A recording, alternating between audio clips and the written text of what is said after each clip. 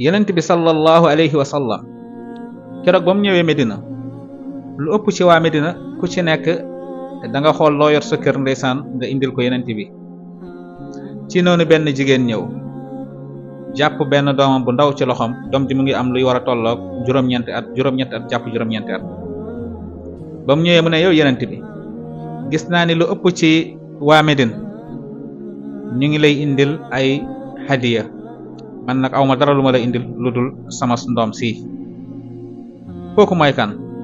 kooku mooy way juro Anas. kan la indi woon? mooy Anas ibnu Malik. Anas moomu la way juróom wu jigéen yëkkati teg ko ci loxo yonent bi ne ko maa la ko jox addiya. nii la Anas tàbbee ci loxo yonent bi alayhi salaatu wasalaam. Anas nee na nekk naa ak yonent bi diirub fukki at ba nim delloo ci rafiqul aala. yonent bi musuma gëdd wala mu xas ma wala mu yuuxu ma.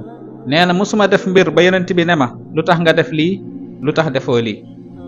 nee na bu amoon ci waa këram yi sax ku ma mës a gëdd wala bëgg maa yuuxu, yonent bi day dal seen kaw ne leen bàyyi leen jàmbur, donte ni man maa jum wala man maa def naka su dul noonu. Anas nee na musuma fekkee fu yonent bi yëkkatee loxoom dóor benn soxna ci soxnaam yi. musuma fekkee fu mu gëddee kenn wala mu dóor ko wala mu yuuxu ko wala mu saaga ko. allahu akbar. Anas nee na am na bis yonent bi am fu ma yónni, ma dem ba ci yoon bi gis ay xale ma toogandoog ñoom di foo.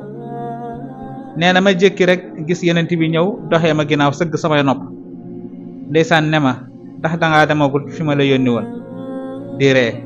Anas nee na ma ne ko ah kay dinaa fa dem léegi yaa rasulallah, léegi su ma fi jógee dinaa fa dem.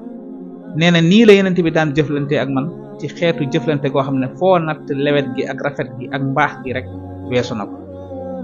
kii mooy suñu royuwaay, ngal la nañ roy ci moom xool ni ñuy jëflante ak sunu gone yi.